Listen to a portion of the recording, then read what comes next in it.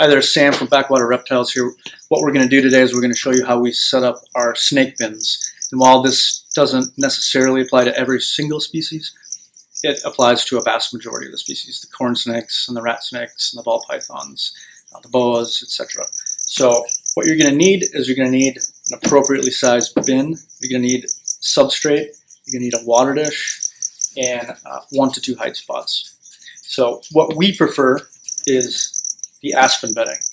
So the reason we like the aspen is because it absorbs moisture, waste, and it allows the snake to burrow into it, helps them feel secure.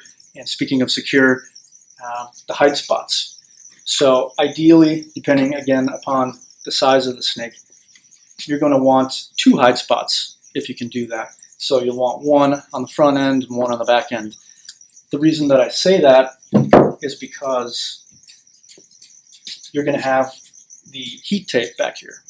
So this will be the warm end of the bin, and this will be the cooler end. So you allow the snake to thermoregulate. You allow it to choose if it wants to be warm or cool, rather than forcing its height spot on the warm side or forcing it on the cool side. As for water dishes, something else that you'll want to purchase that's appropriately sized for your snake. So the most important thing with these, more so than the size of the water dish, is that it's heavy, because if it isn't, the snakes will tip it over. And when they tip it over, it creates moisture, it creates a place where bacteria can multiply. It's something that you want to avoid. One thing that does help with that is ventilation.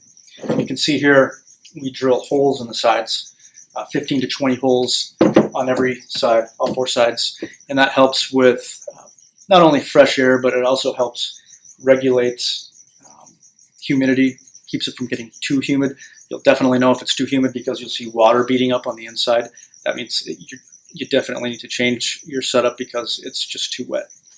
All right, here's a closer look at how we like to set up our snakes. You can get a little better view of the ventilation holes here. That's really important.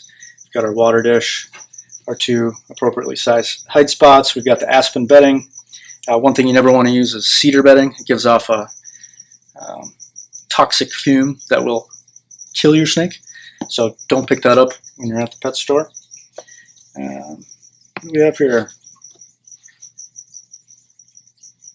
Got a little baby tricolor hognose snake. We just got these in.